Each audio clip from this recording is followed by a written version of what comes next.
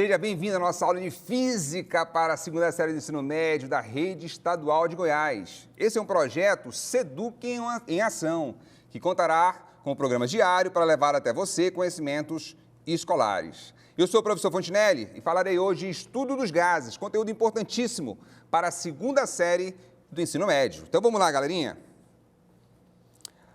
Nossa expectativa de aprendizagem hoje é identificar pressão, temperatura e volume como grandezas de estado de um gás.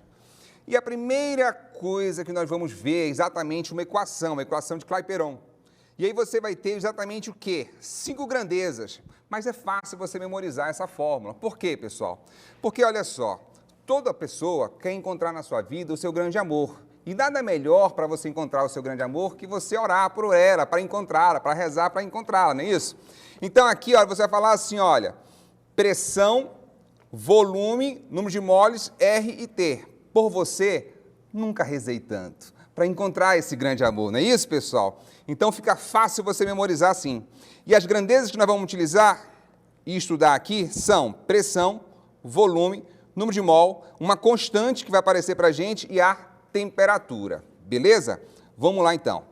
Temperatura, primeiro ponto importante para a gente saber disso é que você tem essa temperatura em Kelvin. Caso apareça para você em graus Celsius, eu tenho que somar com 273 graus, porque no sistema internacional a gente vai utilizar Kelvin em não graus Celsius que é utilizado. Por exemplo, Goiânia hoje, vamos supor que esteja fazendo 10 graus Celsius, está frio, né? E aí o que acontece? 10 graus Celsius, que eu quero saber esse valor em Kelvin. O que eu faço? Eu somo com 273. O que eu vou achar? A temperatura em Kelvin. Quanto é que vai dar isso aqui? 283 Kelvin, beleza? Aqui no nosso caso nós temos 287 Kelvin. Primeiro ponto importante, então, nós já falamos. Temos que passar sempre para Kelvin a minha temperatura. Segundo ponto importante, o conceito de temperatura. Conceito de temperatura vai ser para você exatamente o grau de agitação das moléculas. A temperatura expressa o grau de agitação. Está vendo as moléculas se agitando aí? A gente colocou uma fonte de calor, não é isso? E ele cada vez se agita mais. Observa aqui também, olha, o meu termômetro está subindo, porque o mercúrio que está lá dentro desse termômetro de vidro, o que acontece? Esse mercúrio aquece e ele dilata, ele aumenta o seu volume, aumentando assim a temperatura, tá ok? Então lembra, o grau de agitação térmica é a minha temperatura. Terceiro ponto importante que a gente tem que saber, temperatura é diferente de calor. Aqui eu tenho, olha, o calor, ou seja, a energia térmica sendo transferida para as moléculas. Essas moléculas recebem essa energia térmica e aquecem. Então eu observo que temperatura e calor são duas grandezas diferentes. Temperatura é o grau de agitação da molécula e calor é a transferência de energia que a gente vai ter para a molécula. Fontinelli, beleza, eu coloquei fogo, ela aqueceu. E se eu colocasse gelo aí, o que ia acontecer? Cara, muito fácil. Olha lá, o gelo ele está numa temperatura menor. O calor sempre sai do cara de maior temperatura para o cara de menor temperatura. Aqui, por exemplo, a gente tem 404 Kelvin, uma temperatura meio elevada. E aí você vai ter aqui, olha, o gelo absorvendo o quê? Energia térmica, ou seja, calor. Quando esse cara absorve esse calor, o que acontece com as moléculas? Começam a ficar menos agitadas. Por quê? Porque a temperatura dela vai diminuir. Com a diminuição da temperatura, observa lá na imagem, com a diminuição da temperatura, eu observo que cada vez menos elas estão se agitando, porque elas estão perdendo energia térmica, está diminuindo a temperatura dela. Fechou? Vamos lá então. Próxima característica importante, pressão. O que é pressão? Força sobre área. No nosso caso, que estamos estudando os gases, nós vamos observar que essa pressão que a gente analisa é exatamente a pressão que a molécula faz na parede. E esse conjunto de moléculas colidindo com a parede vai fazer uma pressão por toda essa superfície. Quando, por exemplo, nós pegamos aqui um recipiente e começa a diminuir esse volume do recipiente, o número de colisões aumenta. Esse número de colisões aumentando provoca o quê, pessoal? Aumento de pressão. Esse aumento de pressão pode provocar um estado crítico do meu recipiente. Isso acontece às vezes na sua cozinha. O que acontece lá? explode a sua panela, não é isso? Porque a pressão aumenta. Então, se a pressão aumenta, você pode ter uma explosão. E esse aumento de pressão acontece pelo quê? Pelo aumento de colisões com a molécula. Terceira característica que nós temos que analisar, número de mols. O número de mols aqui está aumentando, ou seja, bombeando gás para o meu recipiente. Na física, esse número aqui não varia, porque a gente normalmente considera um sistema fechado. Sistema fechado, eu não vou ter nem aumento nem diminuição de moléculas. Então, ele vai ser uma constante para a gente. Beleza? Próxima característica, volume. Volume não tem mistério. Por que não tem mistério? É a capacidade, normalmente trabalhada em litro ou metro cúbico. Então, ele pode aumentar ou pode diminuir esse meu volume, ok? E a última característica, que é a minha constante. A gente tem dois valores que normalmente vêm em prova para você. E dentro de gases, a gente também vai considerar que é uma constante, então não vai sofrer variação, então não é tão fundamental para você conseguir entender o foco principal da aula de hoje, que é justamente esse isolamento da minha temperatura aqui, que eu vou ter PV e eu vou isolar. Vou pegar esse T, vou jogar para cá, olha, e vou isolar quem? NR. N a gente falou que é o quê, pessoal? Dentro da física não muda o número de moles, ou seja, o número de moléculas ao todo não vai mudar. Logo, esse R aqui também é uma constante. Eu posso então dizer que esse cara aqui é constante. Se ele é constante, ele não muda. Então, posso ter características iniciais de pressão, volume e temperatura, características finais, mas no final sempre tem que ser o quê? Constante. Resultado disso é que eu chego em uma equação, que é chamada de equação geral dos gases, que ela é uma constante. Ou seja, o valor inicial dessas três grandezas, pressão, volume e temperatura, é igual às características finais dessas mesmas grandezas, só que com valores diferentes. Bem, primeiro ponto que a gente tem que entender disso aí, memorizar. Como é que eu vou memorizar isso, Fontinelli? Fácil. Primeiro caso, você já sabe, para encontrar o seu grande amor, você tem que rezar, você tem que orar. Por você, nunca rezei tanto. Beleza?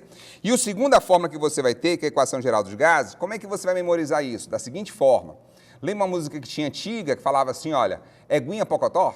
Lembra? Aqui vai ser quase isso, só que aqui, ao invés de ser Eguinha Pocotó, vai ser Piviti Pavotó. Como, Fontinelli? Piviti Pavotó. Beleza? Você nunca mais vai esquecer isso, olha, Piviti Pavotó. Olha que rima, repete comigo. Piviti Pavotó. Primeira vez. Segunda vez, Piviti Pavotó. Já falou mais rápido, tá vendo? Agora, Piviti Pavotó. Pronto. Já é uma memória sua permanente. Nunca mais você esquece essa fórmula.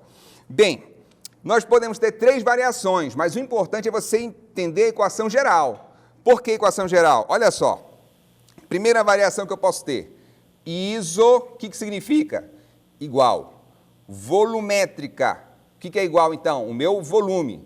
O meu volume é igual. Se o volume é igual, eu tiro o volume da minha equação. O que sobra? O P e o T. Está aqui, olha. Eu vou analisar dessa forma. Vou cortar o meu volume.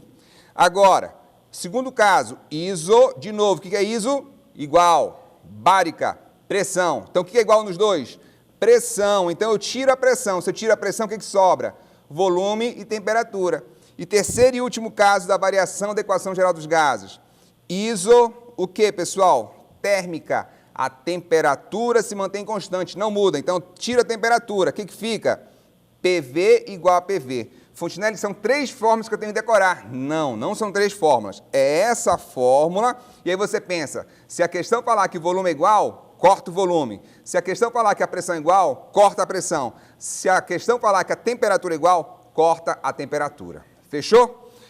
Bem, e eu trouxe uma experiência para você entender melhor como é que isso funciona. Olha só, tinha álcool dentro do recipiente e eu coloquei fogo aí dentro. Quando eu coloquei fogo e tampei, o fogo apagou. Quando ele apaga, a temperatura diminui. O que acontece com o meu volume? Também vai diminuir, tá certo? Aplicando na fórmula, a gente consegue chegar nesses valores de uma questão. Vamos aqui, olha, para você entender melhor. Quando você tem diretamente proporcional, a relação é de divisão, tá certo? Então, diretamente proporcional. Por exemplo, o exemplo que nós falamos agora. Volume diminui. O que acontece com a temperatura? Diminui também. Por quê? O que é diretamente proporcional, pessoal? Quando duas grandezas aumentam ou quando duas grandezas diminuem. Se uma diminuiu, a outra que está dividindo obrigatoriamente vai diminuir. Fechou? Agora, olha o outro exemplo que eu vou falar para você. Multiplicação, relação matemática, que você vai ter aqui, olha, é inversamente proporcional. Se é inversamente proporcional, quer dizer, uma grandeza aumenta, a outra grandeza o quê, pessoal? Diminui. Se uma grandeza diminui, o que a gente fez agorinha? A gente diminuiu o volume do recipiente, lembra dele? E o que aconteceu com o recipiente aquela hora lá? Não ocorreu uma explosão? Por quê? Porque a pressão, o que aconteceu? Aumentou devido ao aumento do número de colisões entre a molécula e o recipiente, não foi isso? Então eu tenho aqui, olha, multiplicação é inversamente proporcional. E aqui, olha, volume e temperatura diretamente proporcional. Quando é que isso cai em prova, Fontinelli? Toda prova do Enem cai isso. Todas. Então você tem que saber memorizar isso aqui, a relação de multiplicação e divisão, como é que funciona para você matar questões do Enem, porque toda prova cai. Fechou, galerinha? Vamos entender aqui, então, olha só. Aqueles 3 casos. Você tem aqui, olha, pressão, temperatura e o volume, que é o meu recipiente.